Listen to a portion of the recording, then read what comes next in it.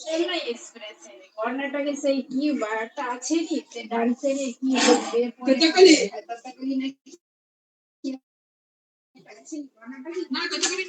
कर्नाटका हाँ कर्नाटका तो सब कर्नाटका बेसिकली तो ये रहा था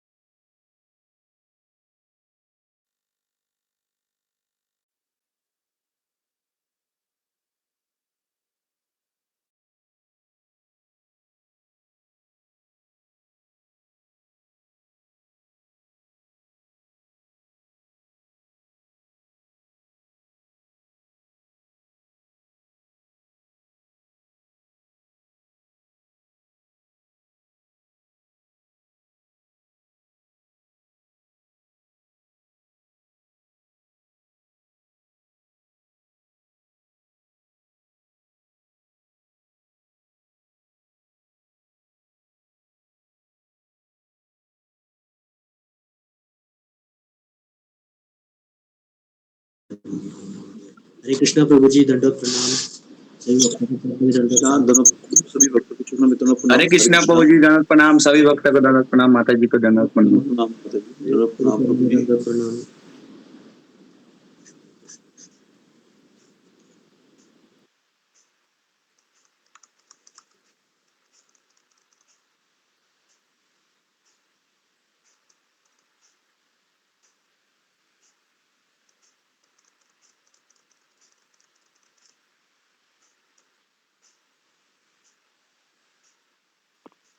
हरे कृष्णा गुरु जी, दंडवत प्रणाम। हरे कृष्णा प्रणाम माता जी। हरे कृष्णा।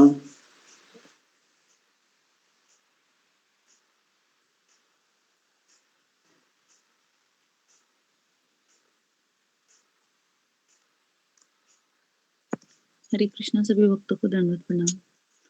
दंडवत प्रणाम माता जी। हरे कृष्णा। हरे कृष्णा सभी भक्तों के चरणों में दंडवत प्रणाम।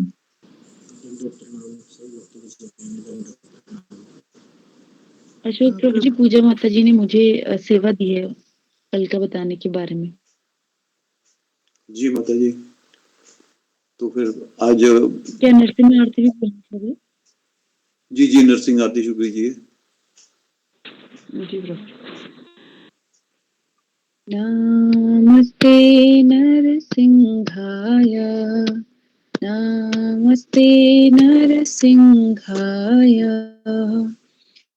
प्रह्लादनाददायिने हिरण्याकाशीपूर्वक्षः शीलटङ्कानखालाय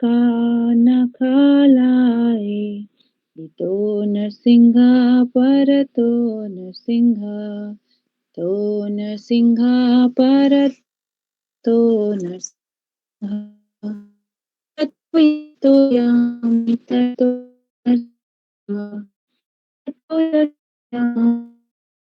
नरसिंहा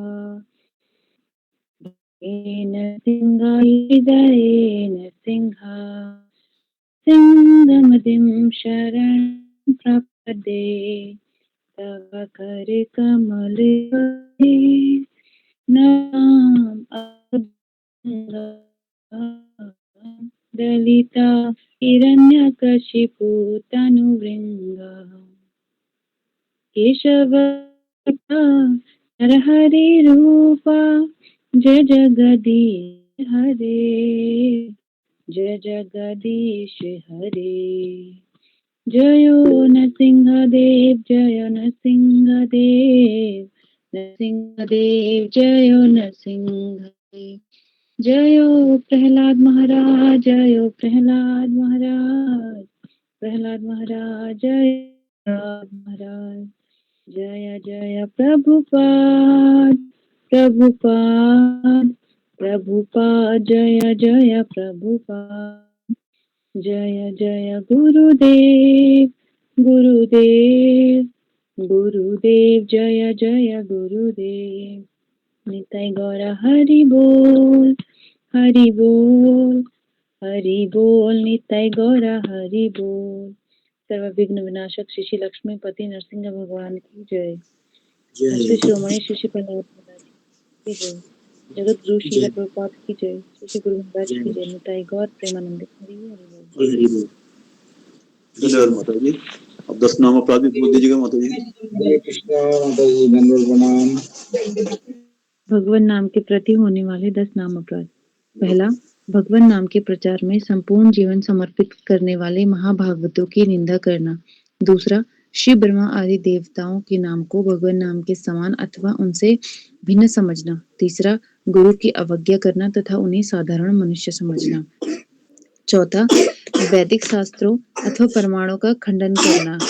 पांचवा, हरे कृष्ण महामंत्र के जप की महिमा को काल्पनिक समझना। छठवां, पवित्र भगवान नाम में अर्थवाद का आरोप करना। सातवां, नाम के बल पर पाप करना। आठवां, हरे कृष्ण महामंत्र के जप को वेदों में वर्णित एक शुभ काम कर्म कांड के समान समझना। नवा, अश्रद्धालु व्यक्तियों को हरि नाम की महिमा का उपदेश करना।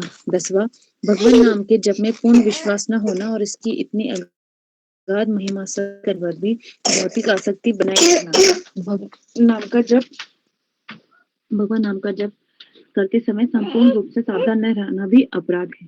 हरे कृष्ण प्रभु। हरि बोल माता जी, बहुत सुंदर। हरे कृष्णा गुरु जी, दंडवत प्रणाम। सभी भक्तों के चरणों में दंडवत प्रणाम। जी माता जी, अगर बच्चा ठीक है तो ऊपर के बारे में बता दीजिएगा, नहीं तो कोई बात नहीं। जी प्रभु जी। प्रभु जी कल गुरु की लीला के बारे में बताया था। तो सबसे पहले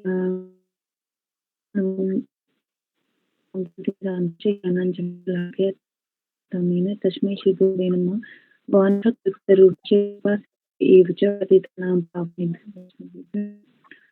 कल गुरुजी ने चैतन्य महाप्रभु की लीला के बारे में बताया था। तो सबसे पहले गुरुजी ने बताया था कि जो चैतन्य महाप्रभु की जो दूसरी शादी हुई थी वो विष्णु प्रिया से हुई थी।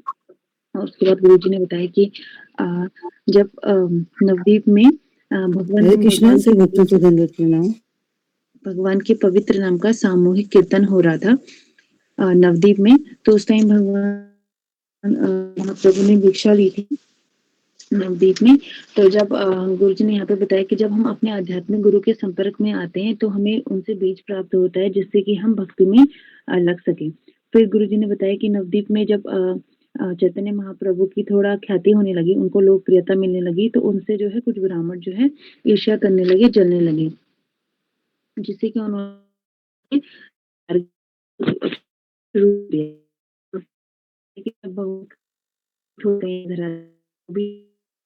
जो करते हैं। फिर कि हम कैसे उत्पन्न होते। जी यहाँ पे अभी आ रही है प्रभु जी? थोड़ा अब आ रही है जी। तो गुरुजी एक क्वेश्चन करते हैं कि हमारे जीवन में ईर्ष्या कैसे प्रकट होती है। तो यहाँ पे आंसर बताते हैं गुरुजी कि जब हमसे अधिक किसी और के पास होता है, चाहे वो धन में हो, रूप में हो, संपत्ति में हो, किसी भी प्रकार से हो, तो फिर हम खुद को उनसे कंपेयर करने लगते हैं और इससे हमारे मन में उस व्यक्ति के प्रति ईर्ष्या उत्पन्न होती है। फिर यहाँ पे गुरुजी ने बताया कि एक जानवर भी होता है जिसमें ईर्ष्या होती है, तो सांप का उसमें उदाहरण देते हैं।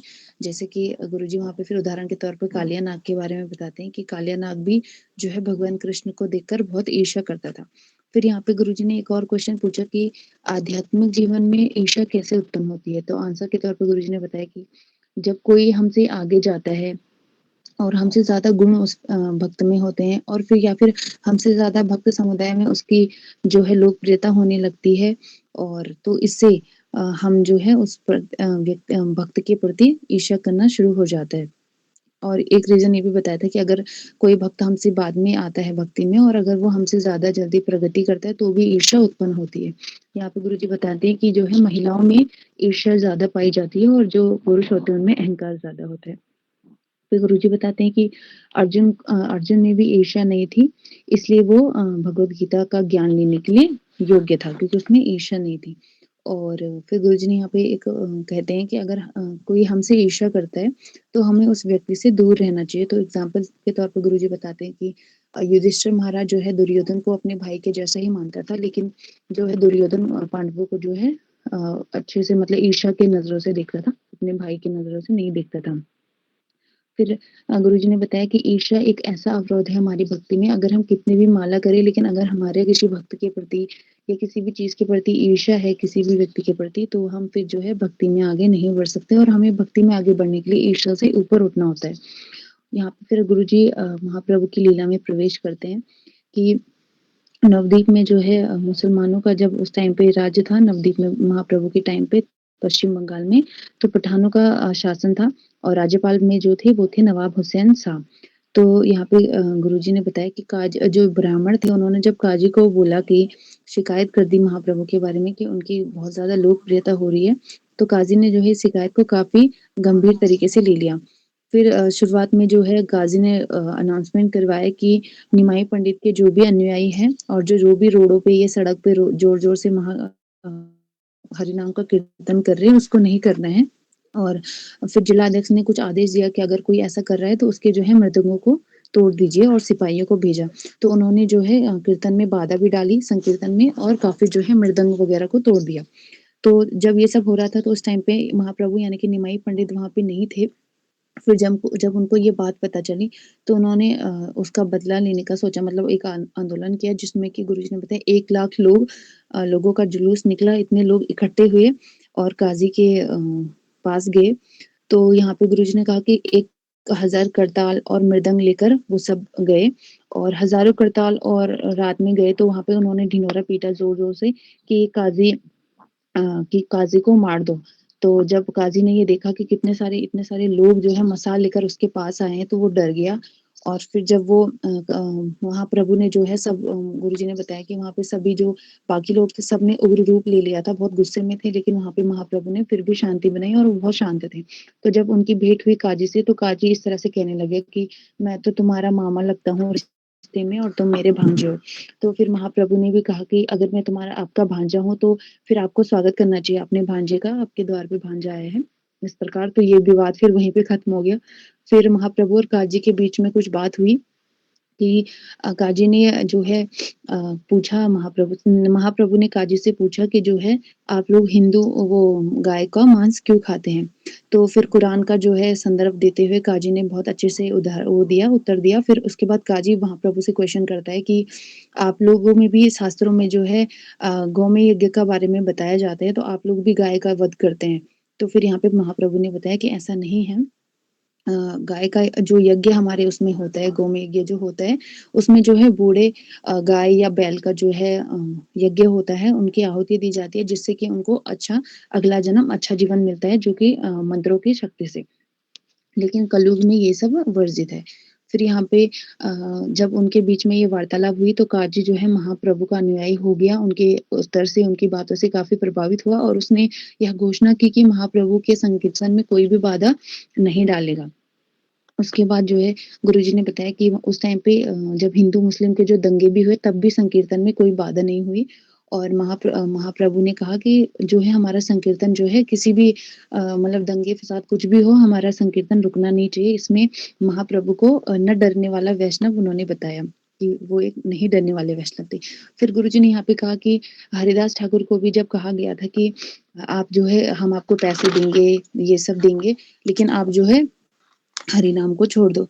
तो वहाँ पे फिर हरिदास ठाकुर ने कहा कि आप चाहे तो मेरे शरीर के कितने भी टुकड़े कर लीजिए, हर एक टुकड़े से आपको हरि नाम ही सुनाई देगा। तो फिर गुरुजी ने यहाँ पे हमसे क्वेश्चन किया था कि अगर हम हमारे जीवन में कभी ऐसा होता है कि हमारे घर परिवार में बहुत ज़्यादा समस्या होती है और हमें माला छोड़ने के लिए, हरि नाम लेने के लिए मना किया जाता है, तो हमें क्या करना चाहिए?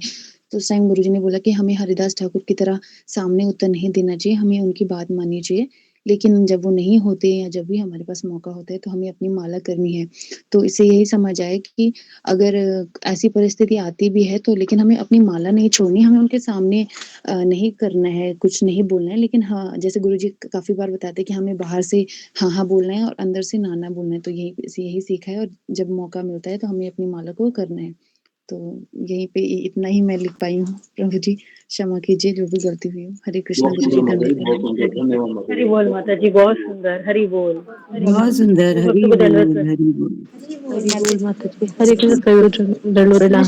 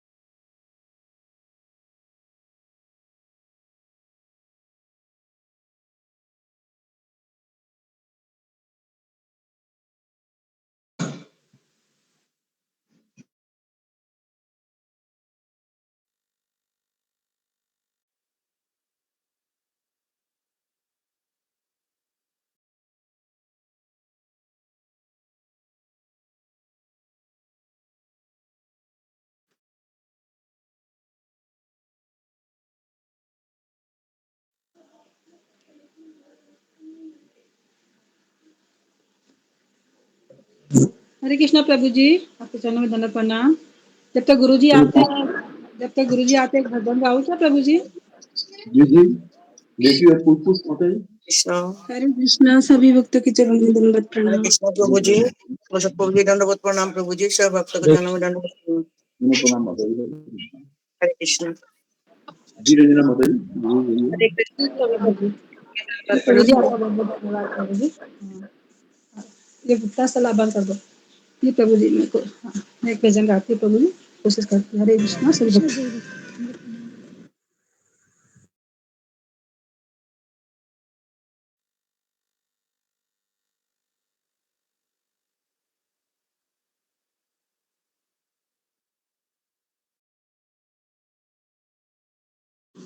रंजना माता जी आप म्यूट हो। सॉरी सॉरी प्रभु जी। गौरंग करुणाकारी। ओके। हरे कृष्णा, हरे कृष्णा। हरे कृष्ण गुरु जी दंडवत प्रणाम। हरे कृष्णा गुरु जी दंडवत प्रणाम। हरे कृष्णा गुरु जी दंडवत प्रणाम। बाकी को डांस दंडवत प्रणाम। सभी कृष्णा भक्तों को गुरुजी दंडवत दंडवत प्रणाम। प्रणाम, सभी भक्तों को दंडवत प्रणाम। हरे कृष्णा। किसी का माइक चालू है? रीति दबास तुम्हारे माइक गाने का माइक को बंद रखो। ओके, तो अभी हम आगे बढ़ते हैं। तो सब लोगों का फास्टिंग चालू है? कितने लोगों का फास्टिंग चालू है?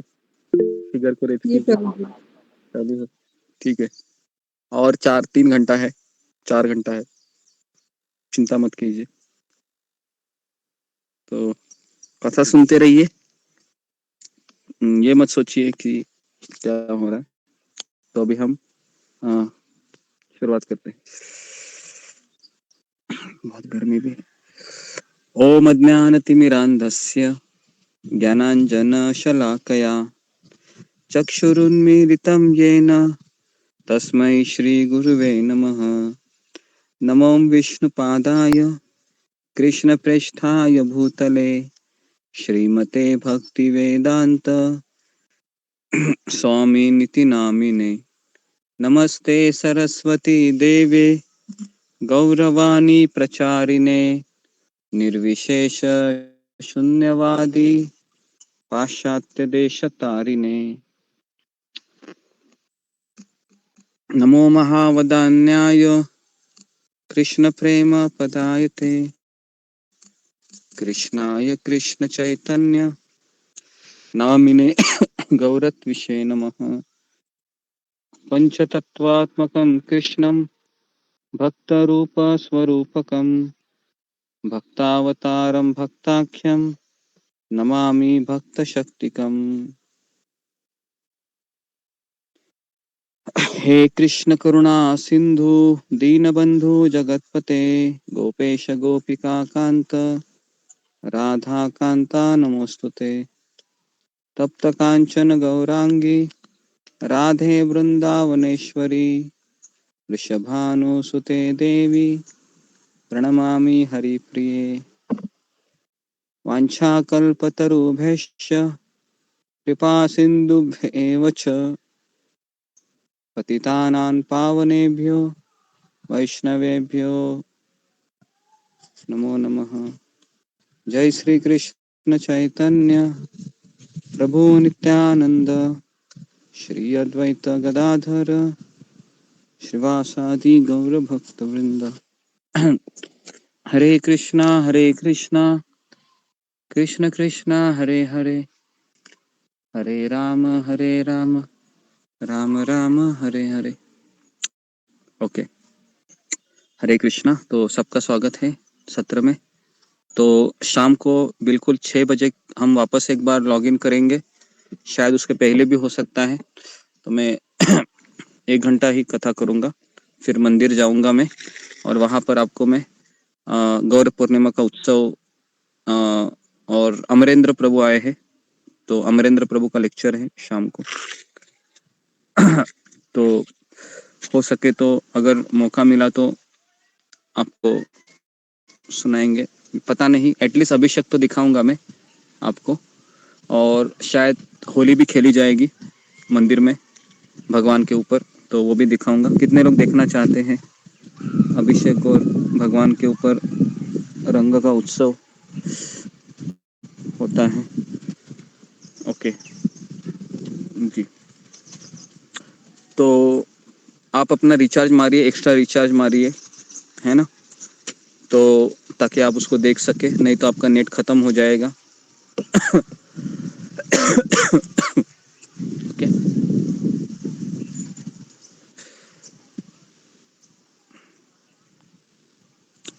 तो जी, तो एक भजन है वो मैं गाता हूँ आज। भजन ये गौरांग महाप्रभु का।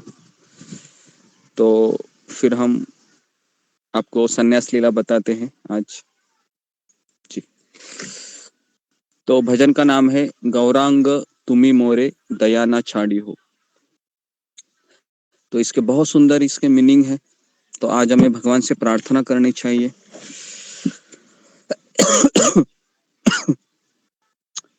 तो मैं भी थक गया हूँ। 2 घंटा में दो सुबह बोला, अभी दोपहर में भी मुझे बोलना है।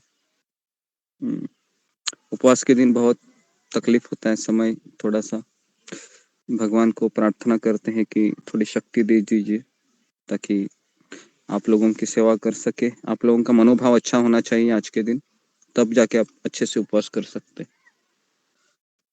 ओके, तो मैं भजन को गाता हूँ, प्रयास करता हूँ, गाना तो आता नहीं। गौरांग तुमी मोरे दयाना छाड़ी हो। गौरांग तुमी मोरे दयाना छाड़ी हो। करिया रांगा चरने राखी हो अपना कोरिया रांगा चरने राखी हो गौरांग तुम्हें मोरे दया न छाड़ी हो। हे गौरांग महाप्रभु, मुझे आप अपनी कृपा से वंचित न करें, मुझे अपना बनाकर आपके चरणों में स्थान प्रदान कीजिए। है ना, कितने सुंदर शब्द है। हे गौरांग, मुझे अपनी कृपा से वंचित ना करे, मुझे अपना बनाकर अपने चरणों में स्थान प्रदान कीजिए। तोमारा चरण लागी सब ते आगिनु, तोमारा चरण लागी सब ते आगिनु, शीतल चरण पाया शरण लोइलु, शीतल चरण पाया शरण लोइलु,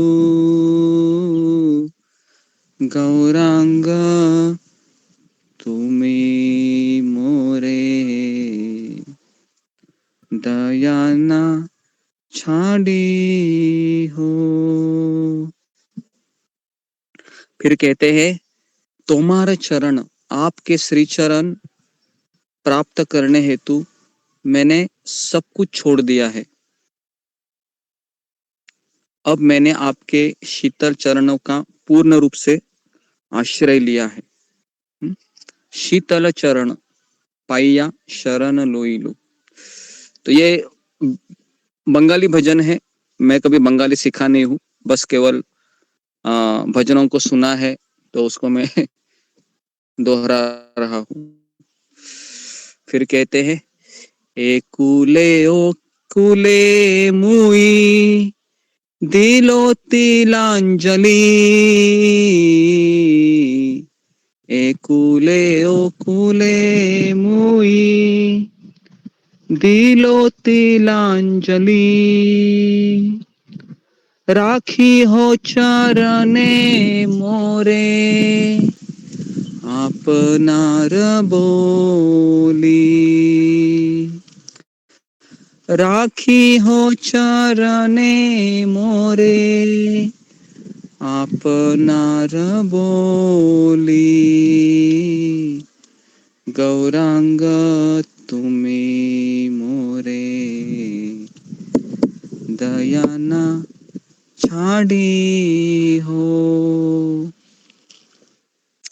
वासुदेव घोष बोले चरणे धोरिया, वासुदेव घोष बोले चरणे धोरिया, कृपा करी राखो मोरे पद छाया दिया, कृपा करी राखो मोरे पद छाया दिया, गौरांग तुम्हें मोरे दया न छाड़ी हो। ओके, तो इसका अनुवाद है, मैं इस कुल और उस कुल को पूर्ण रूप में त्याग दिया है। मेरा कौन सा कुल है मुझे पता नहीं अभी। अब आप कृपा करके मुझे अपना कहकर आपके चरणों पर लगा लीजिए। तो वासुदेव घोष कहते हैं कि हे गौरांग, मैं आपके चरणों को धारण करके प्रार्थना करता हूँ कि कृपा करके मुझे अपने चरणों की छाया में ही रखिए। ठीक है, तो इस तरीके से ये भजन है, बहुत सुंदर भजन है। ओके, तो अभी हम संन्यास लीला में प्रवेश करते हैं भगवान। ओके जी, तो मैं बहुत ढूंढ के मुझे ये वृंदावन दास ठाकुर का किताब मिला नेट पे, तो जी ठीक है, तो हम सुनेंगे। सब लोग तैयार हैं? जी गुरु जी। सुन रहे हैं सब लोग? जी गुरुजी। जी गुरु जी। जी गुरुजी। तो शुरुआत करते हैं हम। जी,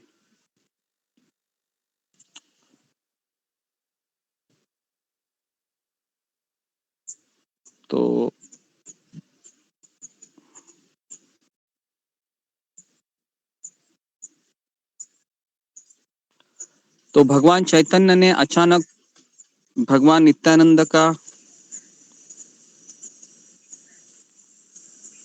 हाथ पकड़ लिया और उन्हें एक शांत और एकांत स्थान पर ले गए। भगवान चैतन्य ने कहा, सुनो प्रिय नित्यानंद, मैं अपना दिल, मैं अपना हृदय तुम्हारे सामने प्रकट कर रहा हूं। मेरे आगमन का उद्देश्य पूरी दुनिया को बचाना है, लेकिन ऐसा लगता है कि जीवों को बचाने के बजाय मुझे अंततः उन्हें नष्ट करना होगा। तो लोगों को माना जाता है मेरे दर्शन मात्र से मोक्ष प्राप्त करने के लिए, जबकि अब उनके भौतिक बंधन मजबूत हो जाते हैं। जैसे उन्होंने मुझे पीटने का विचार किया, वे शाश्वत बंधन में कसकर बंध गए। क्यों ऐसा हुआ था? क्योंकि हमने पिछली बार भी आपको बताया था कल कि चैतन्य महाप्रभु जब विद्यार्थियों को, छात्रों को पढ़ाते थे तो गोपी गोपी कहते थे, तो सबको ये अच्छा नहीं लग रहा था कि ये निमाई गोपी गोपी क्यों कर रहा है, कृष्ण का नाम लेना चाहिए। तो बेसिकली वह राधा रानी के भाव में प्रवेश किए थे। तो कहा कि इसलिए अभी मुझे अपना सिर मुंडवाकर सन्यासी का जीवन अपनाने का मैंने फैसला किया है और मैं घर घर जाकर भीख मांगूंगा। सोचो, भगवान क्या बोल सकते हो, द्वारकाधीश है, मथुरापति है, उनको भीख मांगने की क्या जरूरत है। लेकिन चैतन्य महाप्रभु ने सोचा कि मैं द्वार द्वार जाकर भीख मांगूंगा ताकि लोग मुझे प्रणाम करें। जब लोग मुझे प्रणाम करेंगे तो वो भवबंधन से मुक्त हो सकेंगे। तो इसलिए भगवान ने कहा कि मैं सिर मुंडवा लूंगा और सन्यासी का जीवन अपनाने का फैसला करूंगा।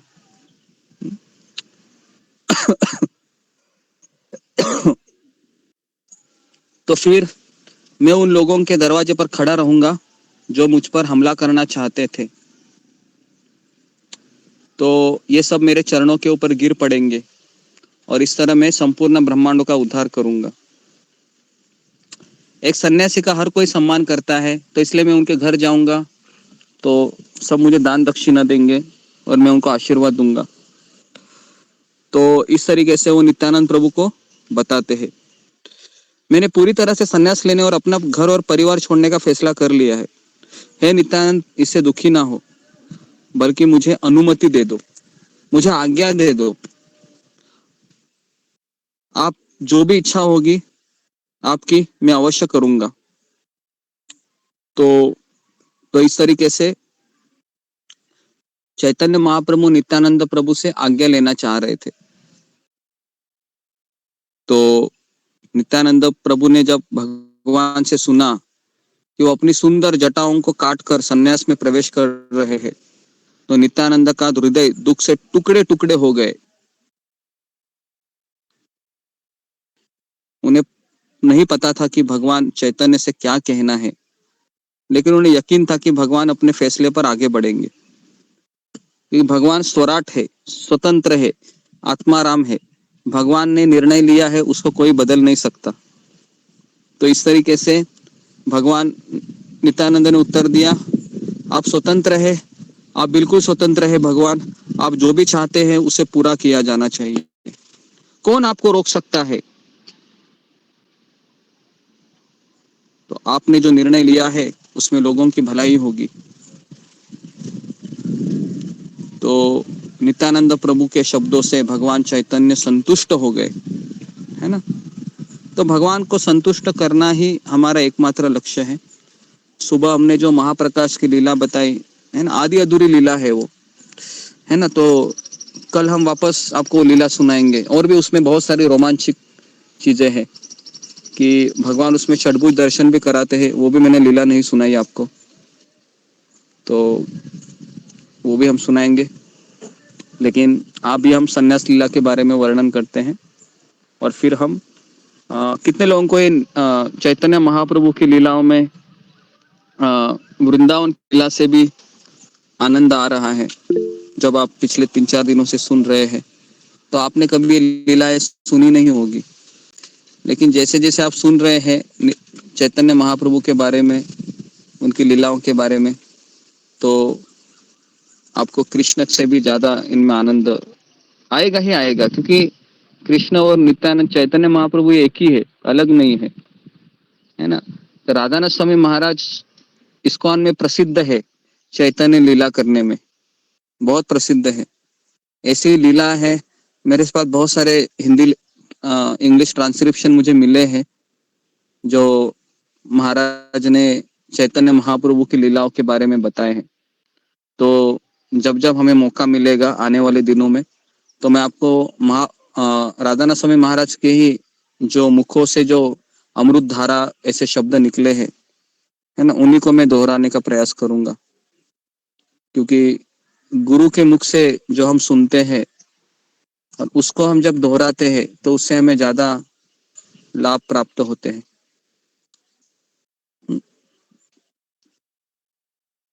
तो इस तरीके से नित्यानंद प्रभु ने भी कहा जैसा आपने सोचा होगा, ठीक सोचा होगा, और चैतन्य महाप्रभु संतुष्ट हो गए, नित्यानंद प्रभु को बार बार गले लगाए। तो इस प्रकार सलाह दी कि भगवान चैतन्य वैष्णव की सभा से मिलने गए, और यह विचार कि भगवान चैतन्य संन्यास ले लेंगे, भगवान नित्यानंद के मन में शून्यता के साथ गूंज उठा, एक जोरदार तूफान उठा। एक बार जब निमाई घर छोड़ देगी तो शची माता अपने दुख से भरे जीवन को कैसे संभालेगी, उसके बिना उसके लंबे एकाकी दिन और रात कैसी बीतेगी। तो ये सारे विचार नित्यानंद प्रभु के मन में भी उठने लगे, निराशा होने लगी, और एक एकांत कोने को फूट फूट कर वो रोने लगे कि शची माता को क्या होगा, शची माता का क्या होगा, ये सोचकर। तो भगवान चैतन्य मुकुंद के घर आए, है ना, मुकुंद दत्त, और भगवान को स्वयं अपने घर आया देखकर मुकुंद बहुत प्रसन्न हुए। तो भगवान ने बारे में कुछ गाओ मुकुंद, मैं कुछ सुनना चाहता हूँ, मेरे कान तरस रहे हैं भगवान के बारे में सुनने के लिए। मुकुंद का आवाज बहुत सुंदर था, जब मुकुंद गाता था ऐसा लगता था कि गंधर्व गा रहा है। तो मुकुंद ने गाना शुरू किया।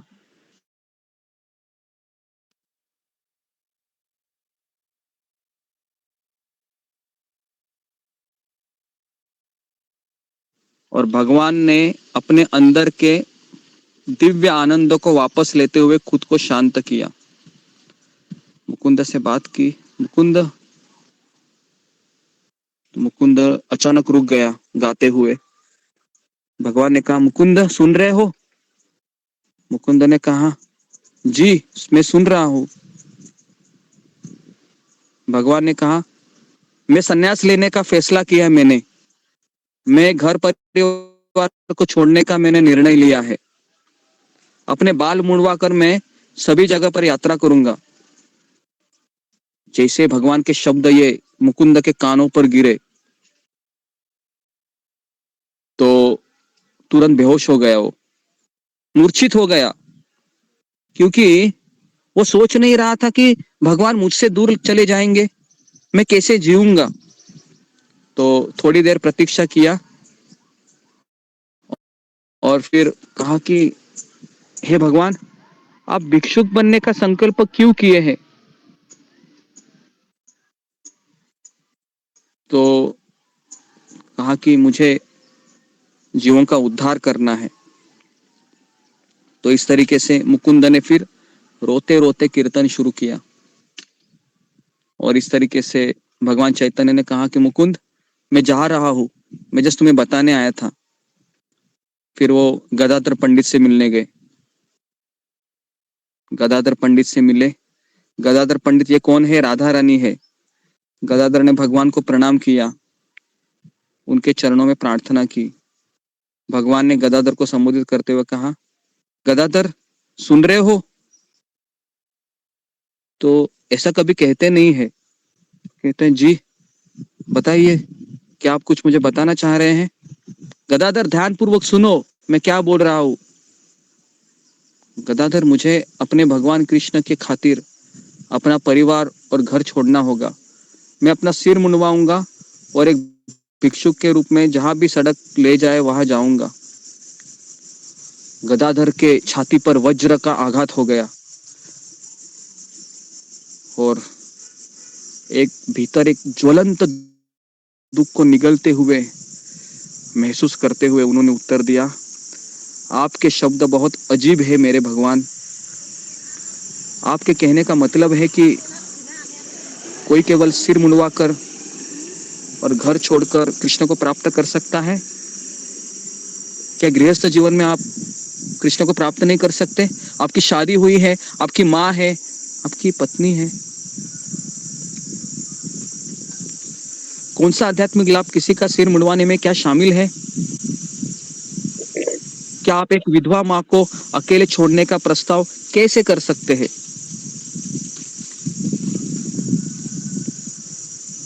तो क्या आपको पाप नहीं लगेगा?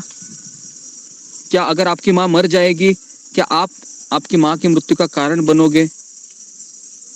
आप उसका जीवन एक सपना है, यदि आप चले जाएंगे तो वो जीवित कैसी रहेगी? क्या कोई घर में रहता है जो भगवान को प्रिय नहीं है? क्या घर में रहने वाले को प्रिय नहीं करते हैं? यदि मैंने आपसे सब कुछ कहा है, फिर भी अगर आप कोई निर्णय लेना चाहते हो तो आप ले लीजिए। आप जो भी निर्णय लेंगे मुझे पसंद है। तो इस तरीके से गदाधर पंडित ने अपने हृदय के भाव को हल्का किया, है ना। और फिर कहा कि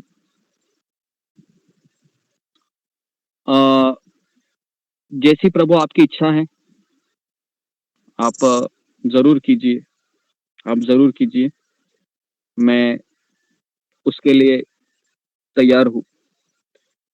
तो बेसिकली भगवान है वह सभी प्रियजन और प्रियजनों से मुलाकात इसलिए कर रहे थे कि वो सभी को सन्यास लेने की अपनी योजना को बताना चाह रहे थे, जिससे भी वो सुनाते थे वो दुख से स्तब्ध रह जाता था और वो भगवान को न देखने के विचार से फूट फूट कर रोने लगते थे, जो वसंत ऋतु की पूर्णिमा के चंद्रमा के समान सुंदर थे।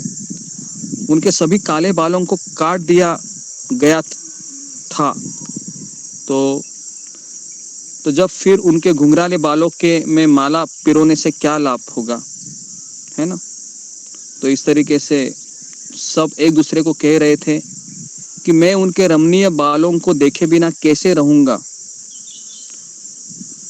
दूसरे ने अपना सिर पीटते हुए कहा, मैं अब कभी उनके बालों में दिव्य सुगंध नहीं सूंघ पाऊंगा। भक्त दुख में विलाप कर रहे थे, निराशा के सागर में इधर उधर उछल रहे थे, जोर जोर से विलाप कर रहे थे, क्योंकि वे अपने प्रिय भगवान को खोने जा रहे थे। तो कल मैंने आपको सुबह ही बताया था कि आप ऐसा मत सोचिए कि ये सब दुखी हो रहे हैं। तो आध्यात्मिक जीवन में जब कोई व्यक्ति बिछुड़ जाता है तो उसमें भी आनंद मिलता है ना, उसमें भी आनंद मिलता है। वह आनंद बहुत दिव्य होता है। हम तभी उसका अनुभव कर सकते हैं जब हम आध्यात्मिक जीवन में भगवान से, भक्तों से प्रेम करते हैं, और उस समय हम उस आनंद की अनुभूति कर सकते हैं।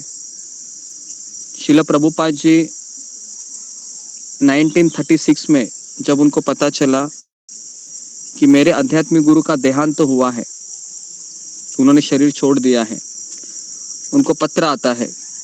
उस समय वह झांसी में होते हैं, झांसी में नहीं, सॉरी, उस समय अपने घर में होते हैं वो। तो जब वो सुनते हैं तो वो तुरंत अपने गुरु के फोटो की तरफ जाकर फुट फुट कर रोने लगते हैं, है ना।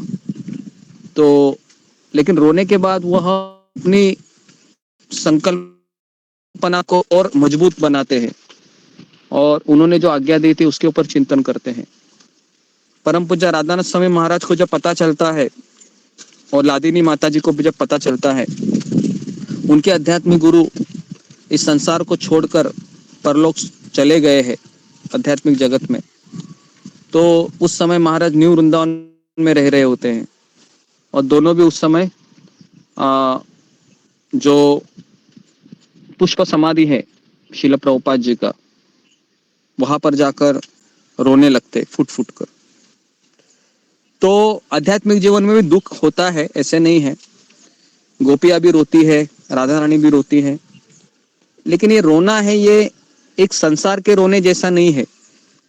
संसार में रोने से व्यक्ति इस जन्म मृत्यु के चक्र में और बंधा जाता है, लेकिन हम जब आध्यात्मिक जीवन में रोते तो उससे हमारा संसार का बंधन टूट जाता है और हम आध्यात्मिक जीवन में और गहराई से प्रवेश करते हैं।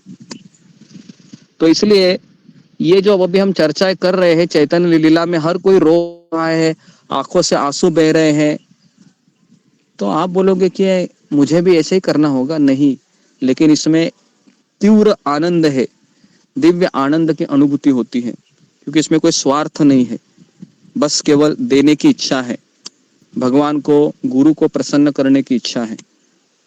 इसलिए ये आनंद ये अलग है, ये दुख अलग है। तो इस तरीके से हर विलाप कर रहा था। वृंदावन दास ठाकुर कहते हैं कि भगवान श्री कृष्ण चैतन्य और भगवान नित्यानंद मेरे जीवन और मेरी आत्मा है। ये जो गीत है जो मैं लिख रहा हूं, उनके चरण कमलों को मैं अर्पित करता हूं। क्या जबरदस्त भाव है ना। तो ये मैं वृंदावन दास ठाकुर का चैतन्य भागवत पढ़ रहा हूँ। हाँ, क्या तो देखिए 101 बढ़कर भक्त है हमारी चैतन्य लीला में। वहां पर कविराज गोस्वामी है, उनका भाव देखिए, यहाँ वृंदावन दास ठाकुर है, उनका भाव देखिए। तो अभी हम अंत्य लीला में अध्याय 1 में पढ़ रहा हूँ चैतन्य भागवत में से। मैं दो भाइयों भगवान चैतन्य और भगवान नित्यानंद की पूजा करता हूँ, क्योंकि वो सर्वोच्च भगवान है। और ये चैतन्य भागवत, ये वृंदावन दास ठाकुर पता है कौन है? ये व्यासदेव जी के अवतार है, जिन्होंने भागवत लिखी है। तो हे भगवान, मैं आपके कमल चरणों में बार बार प्रणाम करता हूं, क्योंकि आप ही परम सत्य हैं। आप भूत, वर्तमान, भविष्य सब जानते हैं, और आप ही जगन्नाथ मिश्र के पुत्र के रूप में अवतरित हुए हैं। भाग्य की देवी लक्ष्मी देवी के प्रिय भगवान कृष्ण चैतन्य की जय हो, नित्यानंद प्रभु की जय हो, वैकुंठ के भगवान की महिमा और सभी सन्यासियों में सर्वश्रेष्ठ गौर हरि की जय हो। जिस रात उनके सन्यास की दीक्षा हुई, उस रात भगवान चैतन्य कटवा में रहे, कटवा चले गए वो, और सन्यास समारोह के पूरा होने के तुरंत बाद भगवान ने मुकुंद को गाने का निर्देश दिया। खड़ा हुआ और जोर जोर से वो नाचने लगा। भक्तों ने उन्हें घेर लिया। अद्वैत आचार्य, श्रीवास ठाकुर, है ना, गदाधर पंडित, सारे भक्त लोग वहां पर भगवान की सन्यास दीक्षा के लिए जमा हुए थे। भगवान तुरंत आनंद से अभिभूत हो गए। नृत्य करते समय भगवान को भारी हंसी सांस, पसीना, कंप कंप, भय, दहाड़ का अनुभव हुआ होगा। फिर वह गड़गड़ाहट या हजारों सिंहों की दहाड़ जैसी आवाज के साथ जमीन पर गिर पड़े। उनके गिरने के प्रभाव से भक्तों के सदमे की लहर दौड़ पड़ी। उनके हाथ से कमंडलू एक और उड़ गया और सन्यास की छड़ी दूसरी दिशा में चली गई। भगवान अपने प्रति प्रेम से मुग्ध, उन्मत्त हो गए, है ना। और नाचते और घूमते हुए वो अपने गुरु के पास गए और अत्यंत प्रसन्नता के साथ उन्हें गले लगा लिया। तो भगवान के दयालु आलिंगन में केशव भारती का भगवान के प्रेम से प्रबुद्ध हो गए। तो केशव भारती से उन्होंने सन्यास लिया था। खुशी से वो भी नाचने लगे, वो भी गाने लगे। उनकी पकड़ से उनका कमंडलू और डंडा भी उड़ गया और बाहरी दुनिया से बिल्कुल बेखबर हो गए और दिव्य प्रेम से मदहोश होकर जमीन पर लुढ़क गए, गिर गए। इस बात से अनजान कि उसके कपड़े अब उसके शरीर को नहीं ढक रहे थे, भगवान केशव भारती को ऐसे परमानंद में देखकर इतने प्रसन्न हुए कि उन्होंने एक साथ नृत्य किया और भक्तों ने पवित्र नाम की महिमा को जोरदार गाते हुए सारे भक्त वहां पर कीर्तन नृत्य करने लगे। और इस तरीके से मैं सबसे दृढ़ सन्यासी केशव भारती के चरणों में अपनी श्रद्धा अर्पित करता हूँ, जिन्होंने सर्वोच्च भगवान के साथ नृत्य किया। ऐसा कौन कह रहे हैं? वृंदावन दास ठाकुर कह रहे हैं। प्रणाम करता हूं मैं उनको। चरणों में प्रणाम करना ही हमारे जीवन का लक्ष्य है, क्योंकि कृपा चाहिए तो चरणों में गिरकर कृपा प्राप्त की जाती है। तो गुरु और उनके शिष्य के साथ नृत्य करते करते रात बीत गई। भोर में भगवान ने अपने गुरु से यह कहते हुए छुट्टी मांगी, मुझे अभी जंगल में प्रवेश करना होगा, मुझे मेरे हृदय के भगवान कृष्णचंद्र को ढूंढना होगा, आप मुझे आज्ञा दीजिए, मुझे जाना है अभी। उनके गुरु ने उत्तर दिया, मैं आपके साथ चलूंगा और आपके साथ संकीर्तन के आनंद का आनंद लूंगा। भगवान ने अपने गुरु को आशीर्वाद दिया। अभी आप बोलोगे ये कैसा है? तो भगवान है ना। भगवान का कोई गुरु हो सकता है? भगवान का कोई गुरु हो सकता है? बिल्कुल नहीं। तो यहाँ पर लीला है, इसके लिए वो केशव भारती है, वो उनको सन्यास दिए।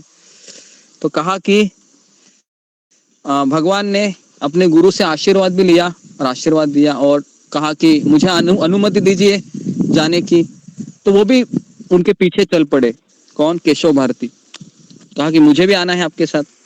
कहा कि नहीं। तो जैसे भगवान जाने की तैयारी कर रहे थे, उन्होंने चंद्रशेखर आचार्य को गले लगाया और जोर जोर से रोने लगे। क्यों रोने लगे पता है? क्योंकि ये इतने सारे प्यारे भक्त मुझे कब दिखाई देंगे, कब मुझे मिलेंगे। भगवान चैतन्य ने कहा, तुम कृपया सभी वैष्णवों को घर लौटने के लिए कहो, उन्हें बताओ कि मैं जंगल के लिए निकल गया हूँ, कृपया बिना किसी पछतावे के वापस लौट जाओ, मैं हमेशा आपके हृदय में रहूंगा। आप मेरे पिता हो, मैं आपका बेटा हूं। तो इस तरीके से चंद्रशेखर आचार्य भी तीव्र भावनाओं से बेहोश हो गए, जमीन पर लेट गए। तो भगवान से विदा होने की अनुभूति ही उनको बहुत कष्ट पहुंचा रही थी और असहनीय पीड़ा हो रही थी कि एक व्यक्ति को कैसे मैं भी जीवित रहूंगा। तो मुझे रामायण का प्रसंग याद आ रहा है, जब प्रभु रामचंद्र निकल पड़े थे 14 साल के लिए।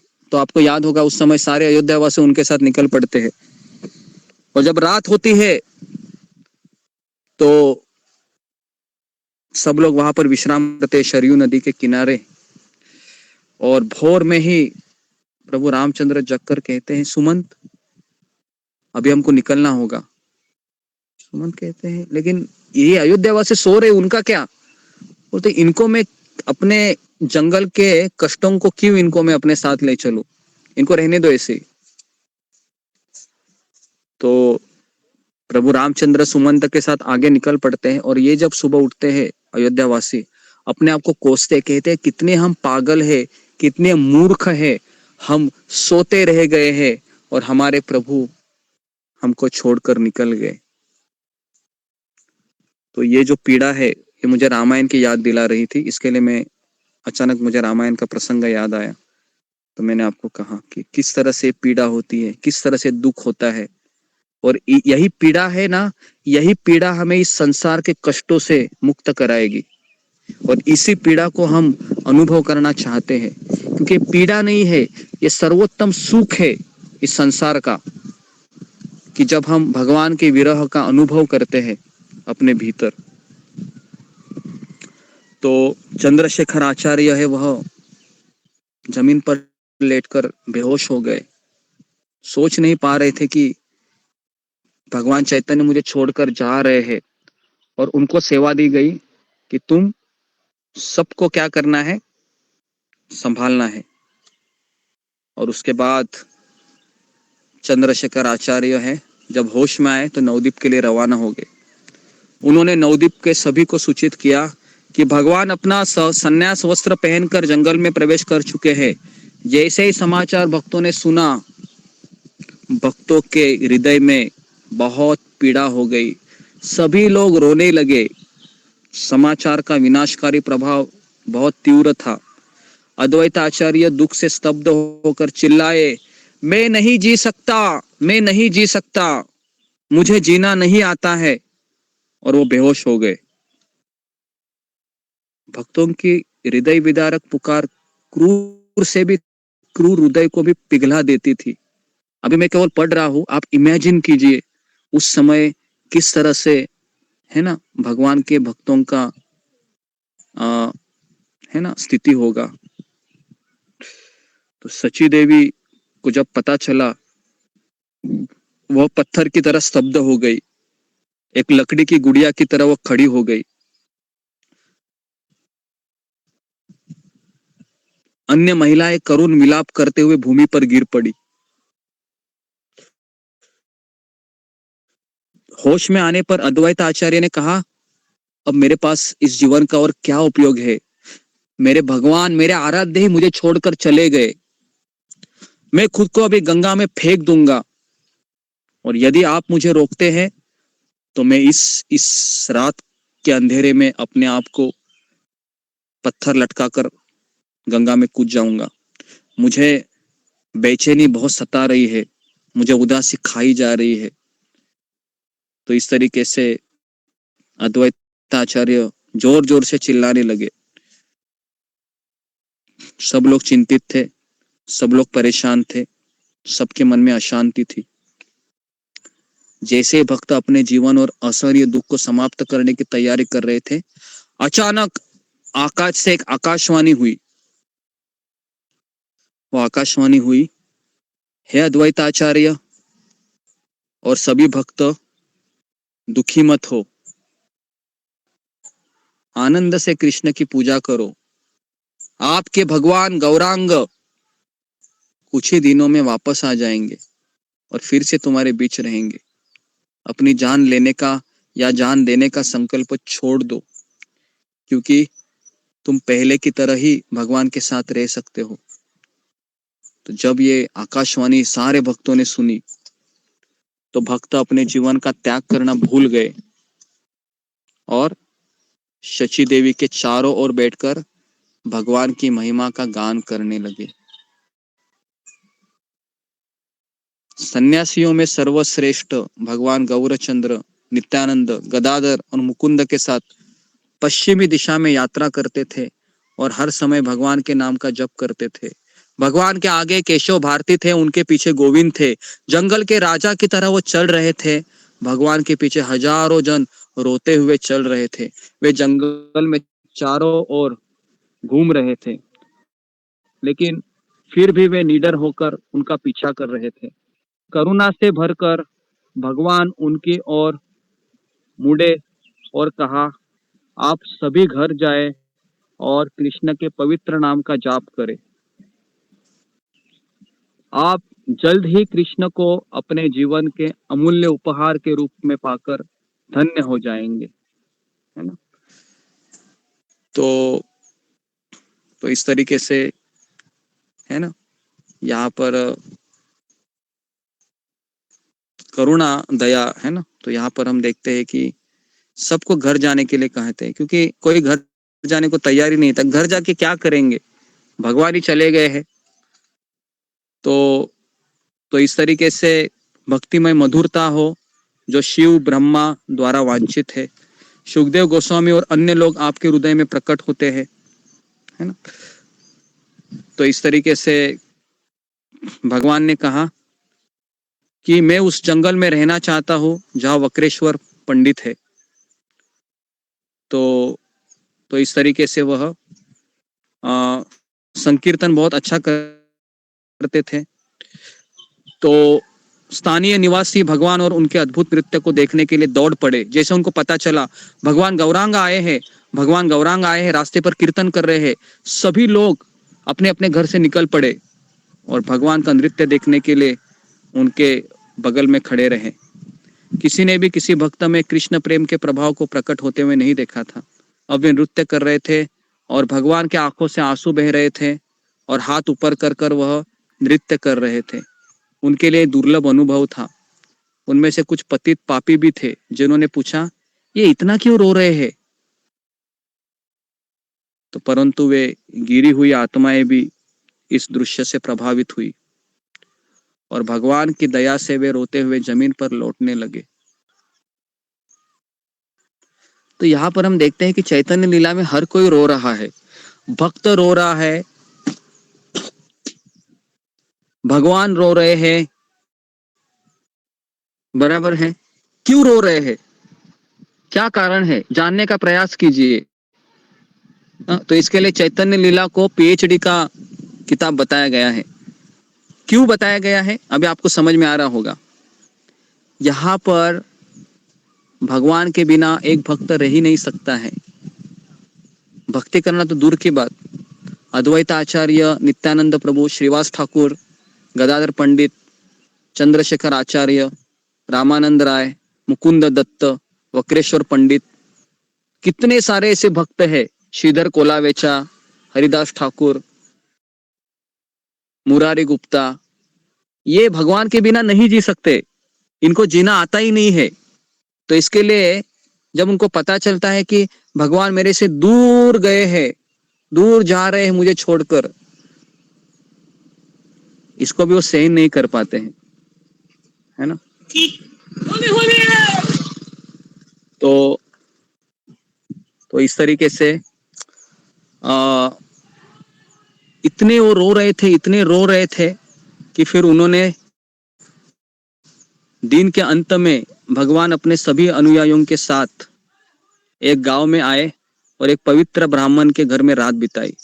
भगवान ने भोजन किया और शयन किया और भोर के कुछ घंटे पहले भगवान चैतन्य चुपचाप बाकी सभी भक्तों से दूर चले गए और एक अज्ञात गंतव्य के लिए चले गए। किसी को उन्होंने जगाया नहीं, सारे भक्त वहां पर सोए थे, कुछ भक्त। तो जब उन्होंने सुबह देखा तो भगवान गायब थे, कहाँ चले गए? और फिर निराश हो गए, उदासी की लहरों में बह गए और फूट फूट कर रोने लगे। उन्होंने गांव में सभी से पूछताछ किया, क्या आपने देखा चैतन्य महाप्रभु को? लेकिन कोई फायदा नहीं हुआ। वे सड़कों पर चले गए, खेतों में चले गए, उनको कहाँ पर नहीं मिले। तो फिर वो जोर जोर से रोने लगे। उन्होंने जोर से पुकारा, हे कृष्ण, हे मेरे भगवान, हे मेरे पिता, हे वैकुंठ के भगवान, सभी जीवों के सर्वोच्च भगवान, सर्वश्रेष्ठ सन्यासी, गौरांग महाप्रभु, है ना। तो उनको आवाज दे रहे थे, इतनी जोर से वो चिल्ला रहे थे कि उनकी आवाज कई मील दूर तक सुनाई दी। जब भक्त भगवान को काफी दूर तक खोज रहे थे तो जहां से उन्हें यह अजीब रोने की आवाज सुनाई दी, तुरंत उन्होंने सोचा कि शायद यहाँ पर ही चैतन्य महाप्रभु रहेंगे, क्योंकि चैतन्य महाप्रभु का भाव क्या था, वो राधा रानी का भाव लेकर आए थे। तो इसलिए वो हमेशा ऐसे ही थे, कृष्ण को खोज रहे थे। कृष्ण को खोजना, कृष्ण के आनंद में डूब जाना, कृष्ण की कथा में डूब जाना, कृष्ण की सेवा में अपने जीवन का हर एक क्षण को लगाना, है ना। यही भक्ति का सर्वोच्च अंग है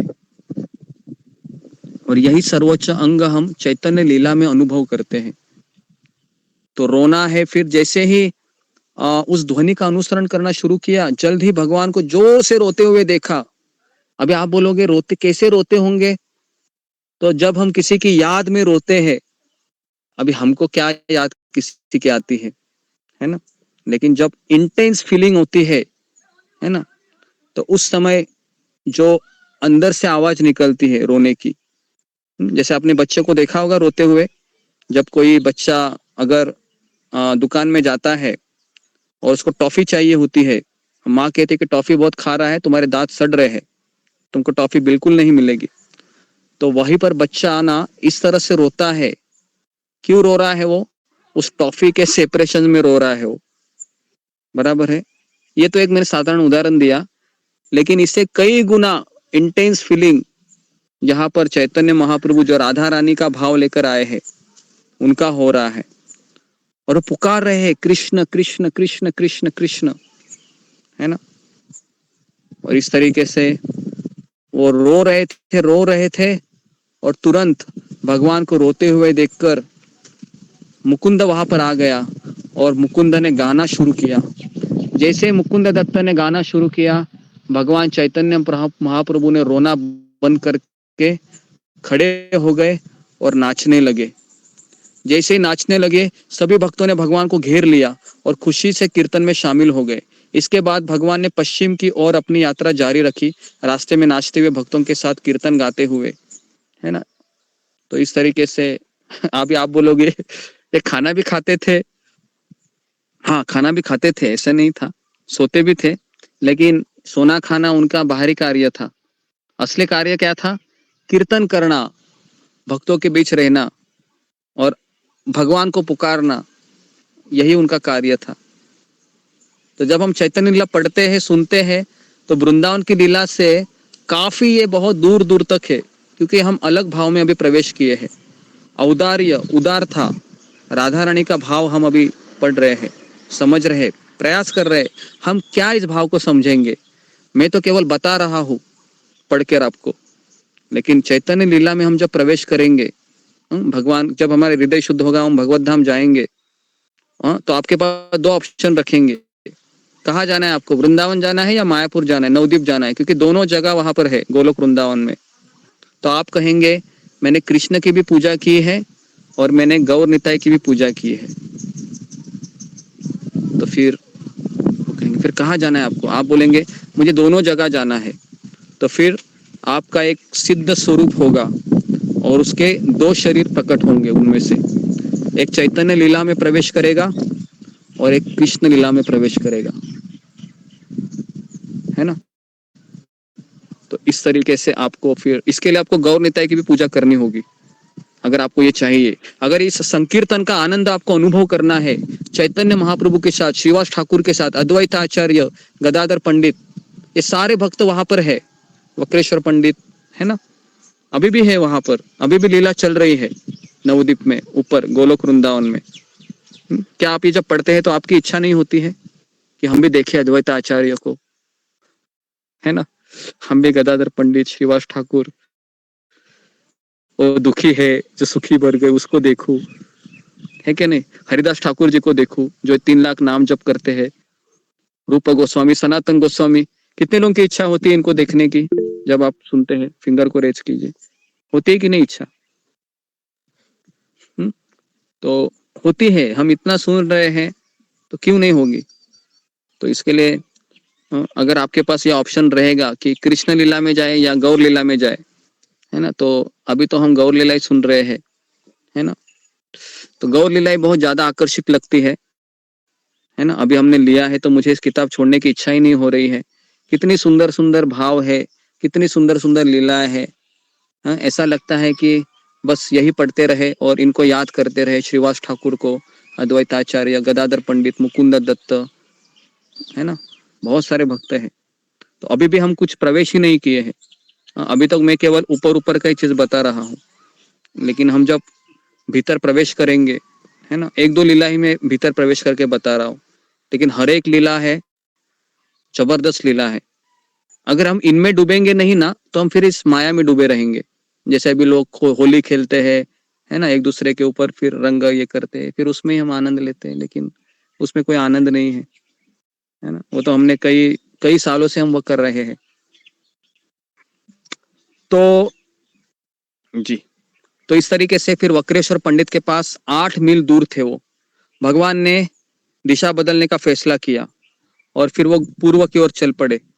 अभी वो नृत्य कर रहे थे, आनंद में लीन थे, कुछ पता ही नहीं था, बाहर के भाव बिल्कुल नहीं थे, मतलब बाहर सब कुछ वो पता ही नहीं था, वो बस चल रहे थे, है ना।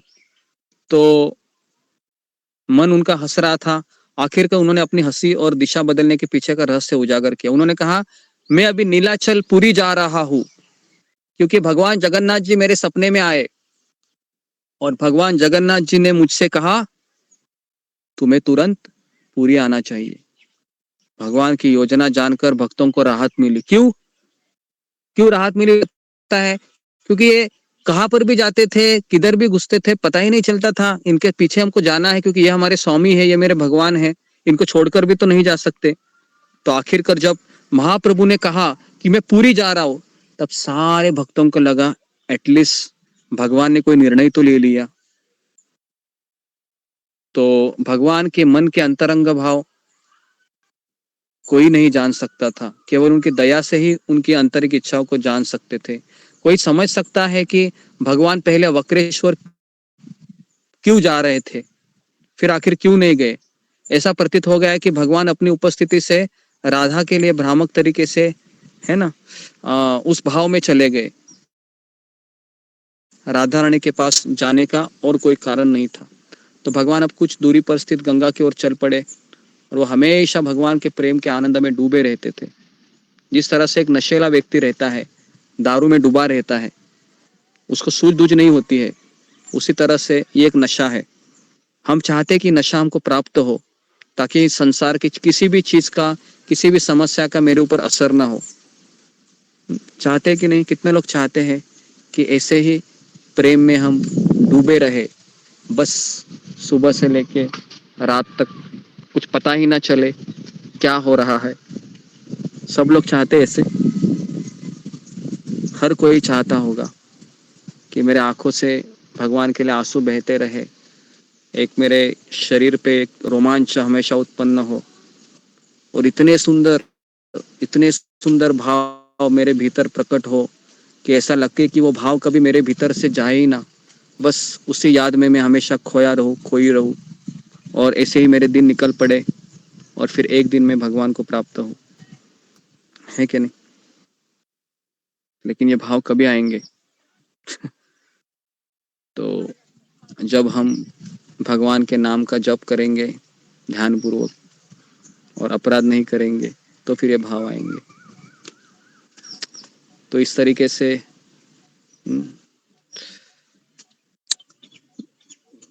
जी, आगे सुनना चाहते हैं? और सबको अच्छा लग रहा है? और सुनाओ? ओके, तो सुनिए और सुनिए। जितना आप सुनेंगे उतना आपका फास्टिंग का जो 3 घंटा है ना, वो भी थोड़ा कम हो जाएगा।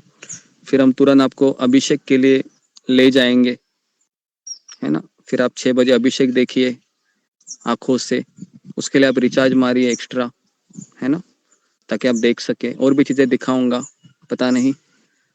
तो काफी सारे भक्त मंदिर आएंगे, उनको आप देखेंगे। तो जो हम अभी सुन रहे हैं ना, पढ़ रहे हैं, तो आपको वो सब याद आएगा। कैसे भगवान के नाम का कीर्तन हो रहा है, लोग नृत्य कर रहे हैं, भगवान के ऊपर अभिषेक हो रहा है ना। और भगवान का शाम को जन्मदिन अभी होने वाला है, चंद्रोदय अभी होगा 7 बजे।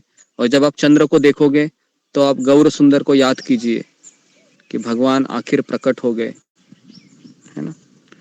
तो जी, तो इस तरीके से, और मैं आगे आपको बता रहा हूँ, मैं 20-25 मिनट ही बताऊंगा कि उसके बाद फिर मंदिर जाना है।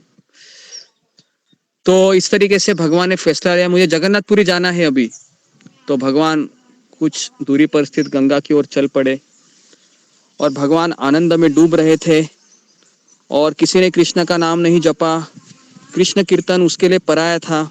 दुखी होकर भगवान ने कहा, मैं ऐसे देश में क्यों आया हूं जहां पर कोई नाम नहीं ले रहा है। तो वहां पर एक लड़का था, उसने पवित्र नाम का जप शुरू किया तो भगवान को बहुत खुशी हो गई और कहा, पिछले कुछ दिनों में कई गांवों से मैं गुजरा, कोई भी कृष्ण का नाम का जप नहीं कर रहा है। अचानक अब एक युवा लड़का पवित्र नाम का जप कर रहा था, मुझे बताया कि इसका क्या कारण हो सकता है। भगवान फिर बोले, यहाँ से गंगा कितनी दूर है। भक्तों ने कहा, लगभग 1 घंटा पैदल। तो कहा कि यह माँ गंगा की महानता है, उनके प्रभाव के कारण यहाँ कृष्ण के नाम का जप सुनाई देता है। तो भगवान फिर एक पागल शेर की गति से दौड़ने लगे और भक्त उन्हें पकड़ने के लिए दौड़ पड़े। गंगा देवी को देखने की उत्सुकता से भगवान के कदम तेज हो गए। भक्तों के लिए उनके हाथ रहना असंभव हो गया। केवल भगवान नित्यानंद भी सिंह की तरह चलते हुए उनके साथ थे।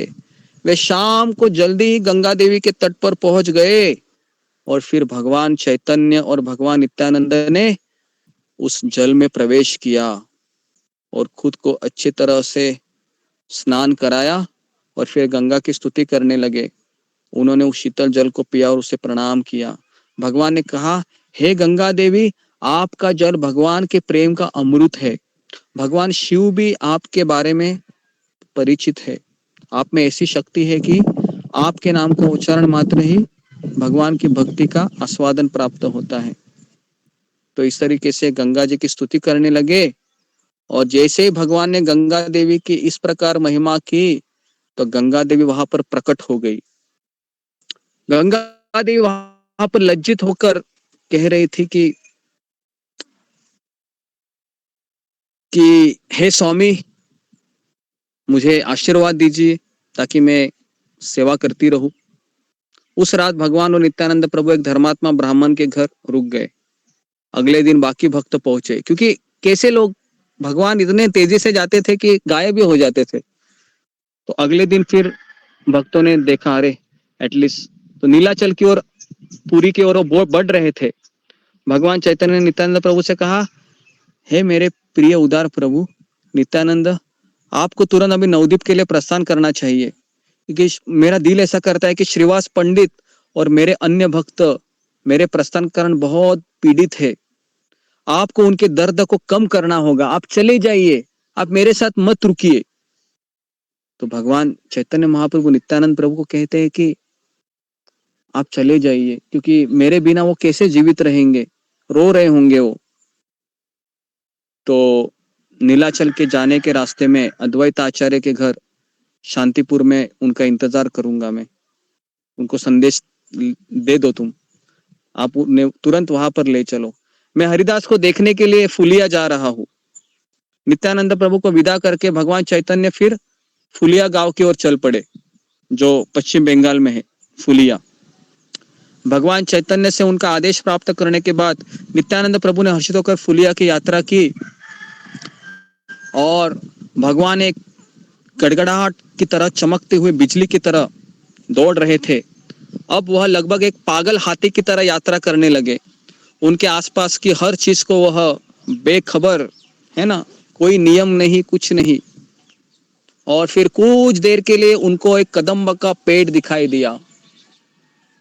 जैसे कदम्ब का पेड़ दिखाई दिया तो उनको कृष्ण की याद आ गई।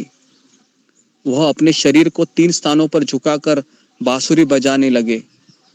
उन्होंने गाय को चरते हुए देखा, बछड़े की भांति चलते हुए गायों का दूध चूसने लगे। बाप रे। चलते समय नृत्य करने लगे और हमेशा आनंद में डूबे रहते थे। अन्य समय वह सड़क पर बैठ जाते थे, इतना फूट फूट कर रोते थे, इतना रोते थे कि कभी उनके हालत में देखकर किसी को भी दुख होता था। कभी कभी वो अचानक रुक जाते थे और हंसी के आवाज के साथ कांपने लगते थे। अब आप बोलोगे कि ये तो पागल व्यक्ति की तरह ही लग रहा है। हाँ, इसको पागल ही कहते हैं, है ना। तो उड़ीसा के जो प्रभुपाद के शिष्य है गौर गोविंद स्वामी महाराज, वो कह रहे थे कि हमें कृष्ण के लिए पागल बनना चाहिए। कब हंसे, कब रोए, समझ में नहीं आना चाहिए, है ना। लेकिन ये हम आर्टिफिशियली नहीं कर सकते, लेकिन महाप्रभु में ये भाव पहले से विद्यमान थे। कभी रोते थे रोते थे रोते थे, उनका रोना देखकर हमको भी रोना आएगा, ऐसे रोते थे। और अचानक सड़क पर बैठकर हंसने लगते थे, जोर जोर से जोर जोर से जोर जोर से। तो उसके शरीर को ढकने वाला कपड़ा लेता था कोई, और उसके सिर के चारों ओर लपेटता था, है ना। तो इस तरीके से कभी कभी उनको ये भी होश नहीं होता था कि मेरे शरीर पर कपड़े हैं क्या नहीं। भगवान नित्यानंद नवद्वीप तक गंगा में तैर कर पहुंचे, और वह अपने भीतर की मनोदशा को समेटते हुए किनारे से बाहर निकले और सीधे भगवान के घर चले गए। उसने जो देखा उससे उसे बहुत दुख हुआ, है ना। 12 दिनों तक पूरी तरह से उपवास कर रही थी। कौन? शची माता। शची माता ने 12 दिन कुछ नहीं खाया, हमेशा अपने पुत्र के बारे में सोचती रहती थी कि कब मेरा निमाई आएगा, मुझे छोड़कर चला गया, मुझे छोड़कर चला गया, है ना। इसको कहते हैं प्रेम। प्रेम की परिभाषा अलग है। इस संसार में प्रेम की परिभाषा बहुत ही, क्या बोल सकते हो, बहुत ही निचले दर्जे की है। लेकिन यहाँ पर आप देखो, विष्णु प्रिया भगवान की पत्नी है, शची माता है भगवान की माँ है। 12 दिन से कुछ नहीं खा रहे हैं, केवल याद कर रहे हैं। इंटेंस फीलिंग है, इंटेंस स्मरण है, उससे उनको भूख नहीं लग रही है। कभी कभी ज्यादा आनंद होता है तो भी भूख मर जाती है, और ज्यादा दुख होता है तो भी भूख मर जाती है। कितने लोगों ने अनुभव किया है अपने जीवन में? जी, फिंगर को रेज कीजिए कि कभी कभी ज्यादा दुख होने के बाद भी हम भूख नींद भूल जाते हैं, और ज्यादा खुशी होने से भी हमको भूख और नींद, है ना, हो जाती है ना। होता है, ऐसे होता है। तो जी, प्रेम की परिभाषा ये है कि उसके लिए व्यक्ति है, उसको भूख प्यास, देखो ना अभी विष्णु प्रिया है, शची माता है, दोनों भी खाए नहीं है, 12 दिन हो गए। भगवान तो वहां पर दौड़ रहे हैं बस सन्यास दंडा लेकर। नित्यानंद प्रभु को कहा कि तुम जाओ अभी, क्योंकि नित्यानंद प्रभु शादीशुदा थे। तो 12 दिन बेचारी उपवास कर रही थी। उत्सुकता से पूछा फिर, है ना, तो उनके आंखों से आंसू बह रहे थे, किसी से भी मिलती नहीं थी। तो उत्सुकता से उसने पूछा, क्या आप मथुरा से हैं? नित्यानंद प्रभु को देखा और कहा, और मैं उनकी बांसुरी और उनकी उसकी आवाज सुन रही हूँ, क्या अक्रूर उन्हें लेने के लिए आया है? तो इस प्रकार से वो सोचने लगी, जिस तरह से अक्रूर जी लेने आते हैं ना मथुरा, तो वैसे वो सोच रही थी कि मेरे कृष्ण को, मेरे निमाई को मथुरा से कोई अक्रूर आकर ले गए। तो वो यशोदा की मूड में चली गई शची माता, अपनी शारीरिक चिंता को भूल गई। भगवान नित्यानंद शची माता के चरणों में गिर पड़े, उन्होंने प्रणाम किया, और भक्तों ने जब देखा नित्यानंद प्रभु आए हैं तो सब लोग उनका स्वागत किए, और उनकी उपस्थिति से उनकी पीड़ा को और बढ़ा दिया, और वो रोने लगे। और शची माता है, शची माता है जोर से चिल्लाई और कहा कि मेरा बेटा कहाँ है मेरा बेटा निमाई? बेहोश हो गई।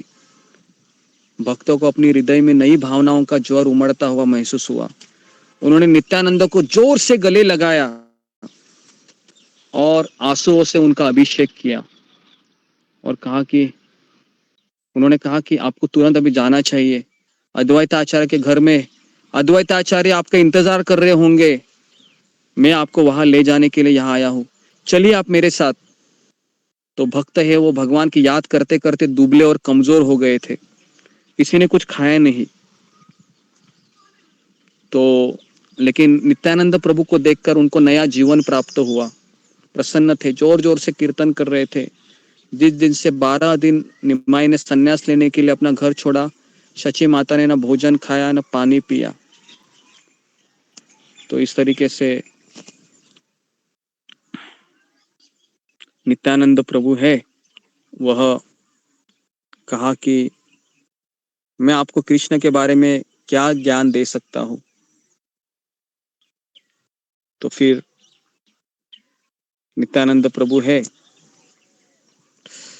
कहा कि यदि आप उपवास रखती है तो कृष्ण को भी उपवास करना होगा।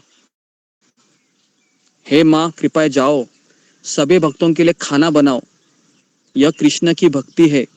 हर कोई है आपकी रसोई का स्वाद चखने के लिए उत्सुक है। सब लोग उपवास किए थे ना, कौन कैसे खाएगा। देखो, भगवान के विरह में और भक्तों के विरह में जो कष्ट प्राप्त होता है, वो कष्ट इतना तीव्र होता है कि कई लाखों गुना संसार के सुख भी उसके चरणों में अगर आप रख देंगे तो भी वो आध्यात्मिक तृष्णा के आगे उसकी कोई तृप्ति नहीं होगी। इसलिए जब भक्त भगवान के सत्संग को छोड़कर चला जाता है उसी दलदल में, उसी माया में, संसार में, बिलीव मी, आप 15 दिन, 1 महीना फिल्में देखोगे, क्रिकेट की मैच देखेंगे या फिर आप लोगों के साथ गपशप करेंगे, लेकिन आपको उसमें कोई आनंद नहीं आएगा। आप हमेशा भक्तों के संग के लिए लालायित रहेंगे, क्योंकि यहाँ पर जो आपको आनंद प्राप्त हो रहा है, यह आपको करोड़ों रुपए खर्चा करने के बाद या फिर आप कितनी भी बड़ी सुविधाजनक स्थिति में रहने के बाद भी आपको यह आनंद प्राप्त नहीं होगा, क्योंकि आध्यात्मिक आनंद केवल भक्तों के संगति में ही प्राप्त होता है। जी, तो इस तरीके से नित्यानंद प्रभु ने कहा कि शची माता, अभी आप रोना छोड़ दीजिए। देखो, सारे भक्त लोग आप ही के बच्चे हैं, कैसे तरस रहे हैं, वो खाना नहीं खाए 12 दिन से, कुछ भोजन बनाइए उनके लिए। तो नवद्वीप के निवासी अब तक निमाई के सन्यास के समारोह से परिचित थे। भगवान के अद्भुत सन्यास नाम कृष्ण चैतन्य का उन पर चमत्कारी प्रभाव पड़ा था। नवद्वीप के लोगों को जब पता चला कि भगवान इस समय फुलिया गांव में है, हरिदास को मिलने गए थे, सब लोगों ने निश्चय किया हम चैतन्य महाप्रभु को मिलने जाएंगे।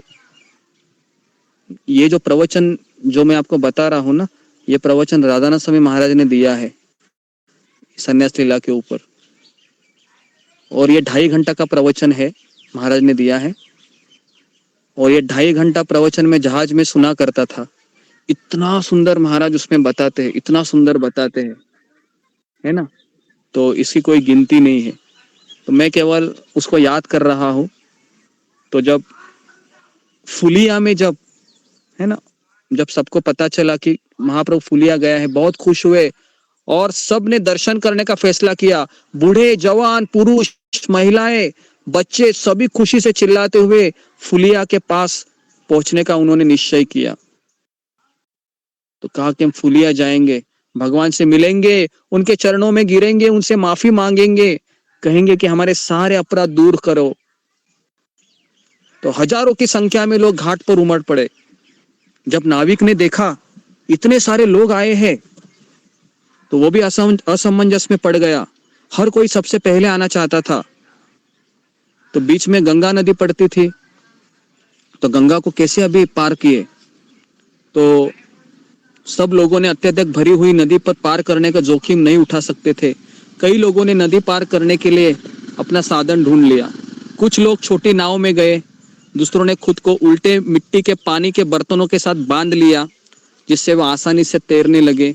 किसी ने केले के पेड़ के तने से बड़ा बनाकर उसका उपयोग करके, है ना, यहाँ तक कि गर्भवती महिलाओं भी वहां पर आई थी जिसके पेट में बच्चा था, वो भी परिश्रम से भरी सांस लेते हुए भगवान चैतन्य के नाम का जप करने लगी। चैतन्य का नाम स्मरण करने से अंधा और लंगड़ा के लिए मार्ग अचानक चौड़ा और सुगम हो जाता है। सैकड़ों लोगों को ले जा रही थी एक नाव। तो नाव इतनी भरी हुई थी कि ऐसा लग रहा था कि ये डूब जाएगी। और फिर निसंदेह वो नाव बिल्कुल नहीं डूबी, क्योंकि सब लोग चैतन्य महाप्रभु के नाम का जप कर रहे थे। लोगों के हृदय में इतनी खुशी थी कि वो भगवान को मिलने जा रहे थे 12 दिनों के बाद। जो लोग तैरना नहीं जानते थे वो लोग भी छलांग लगाए। और वृंदावन दास ठाकुर वर्णन करते हैं कि किसी को भी वो नदी का पानी अपने कमर के ऊपर नहीं लगा। सबने उसको चलते चलते पार किया। तो भगवान की कृपा से बिना किसी कठिनाई के नदी पार करने में सब सक्षम हो गए। और फिर आकाश से आकाशवाणी हो गई कि चैतन्य महाप्रभु अभी फुलिया ग्राम में पधार चुके हैं। सबको बहुत अच्छा लगा।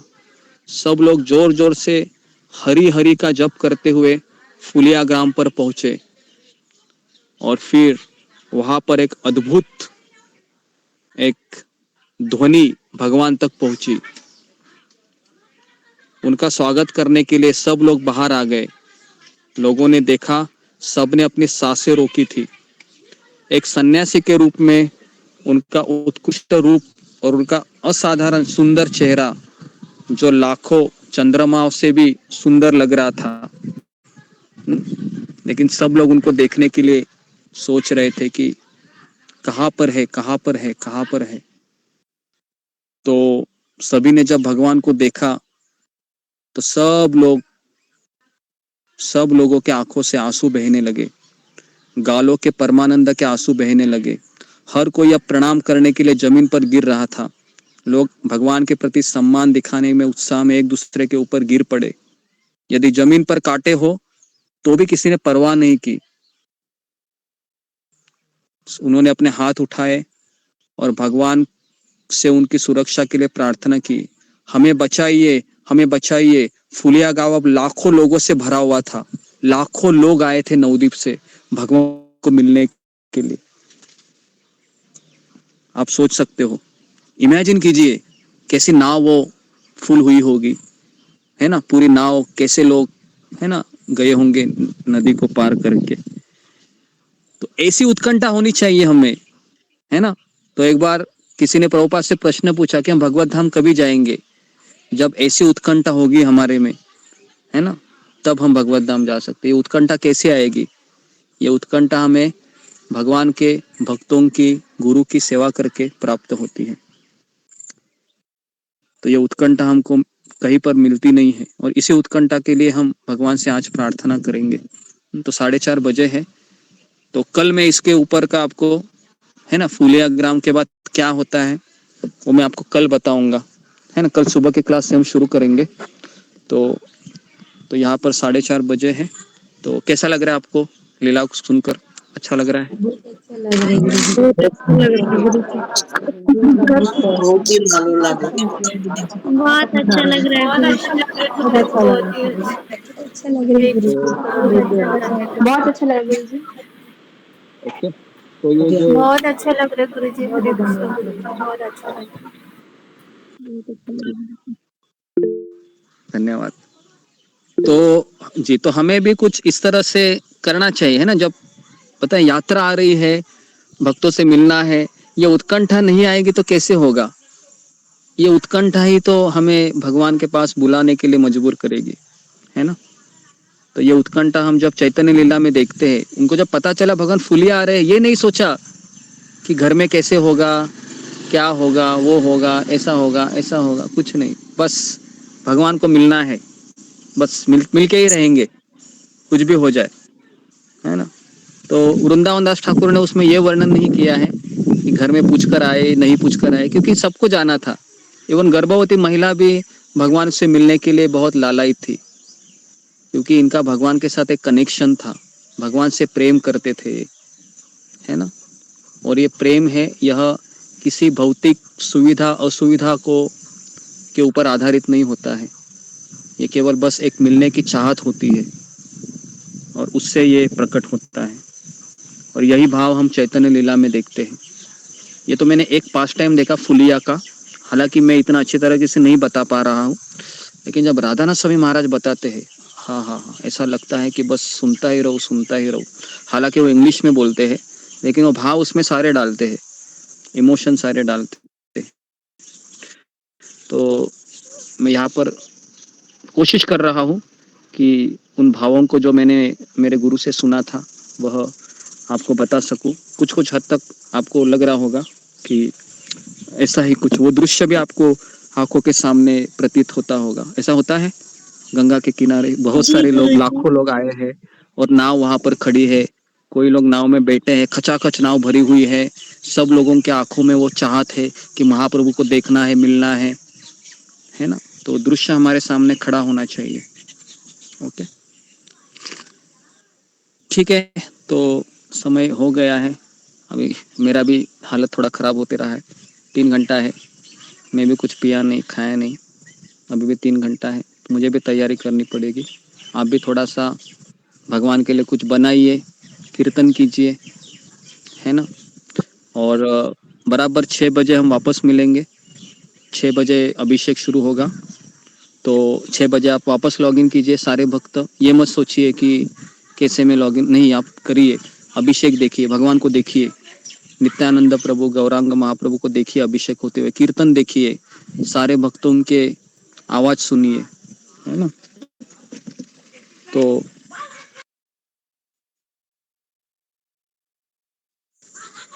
इस तरीके से हमें, है ना, आप 6 बजे लॉगिन हो जाइए और इस तरीके से हम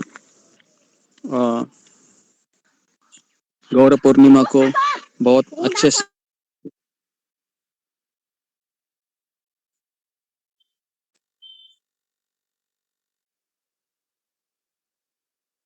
तो इस तरीके से हमें 6 बजे आप लॉगिन हो जाइए और हो सके अधिक से अधिक जप करने का प्रयास कीजिए। और जप करते करते, कीर्तन करते करते, या फिर आप हरे कृष्ण टीवी लगाइए, कैसे तो अपने टाइम को स्पेंड कीजिए, सोइए मत। ओके, तो 6 बजे हम वापस मिलेंगे और आप अभिषेक देखिए, कीर्तन कीजिए। तो फिर मैं भी मंदिर जाता हूँ, आपको दिखाता हूँ, है ना।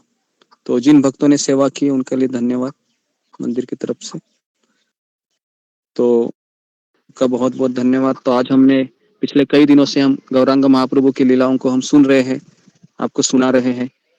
तो जब मैं आपको सुनाता हूँ तो मुझे भी सब याद करना पड़ता है, कथाओं को, राधानाथ स्वामी महाराज के प्रवचनों को। तो सब याद जैसे जैसे आता है वैसे वैसे मैं आपको बताते जाता हूँ। तो सुबह भी हमने काफ़ी देर कथा की, महाप्रकाश लीला, और आज हमने भगवान की संन्यास लीला का थोड़ा वर्णन किया मैं। तो थोड़ा सा अंदर के भावों को ढूंढने का प्रयास कीजिए, किस तरह से चैतन्य महाप्रभु है वह है ना, उस भाव में प्रवेश करते थे। भगवान के लिए रोना ही, प्रभुपाद कहते हैं कि हमारी जीवन की पूर्णता है। अगर हम भगवान के लिए नहीं रोएंगे तो हम इस संसार की छोटी छोटी चीज़ों के लिए रोते रहेंगे, है ना। तो यही मैसेज हमको आज लेना है ना।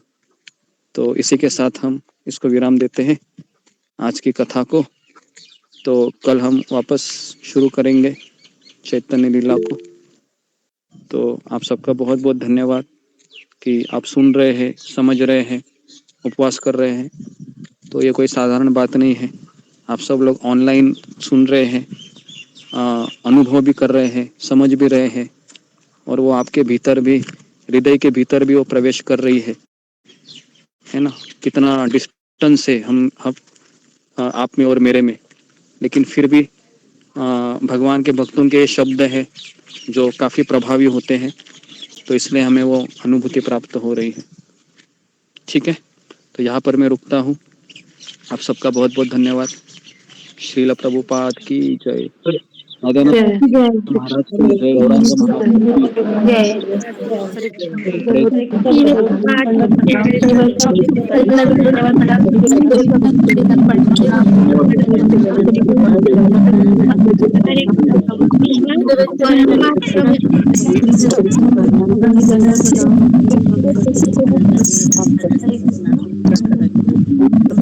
हरे कृष्ण और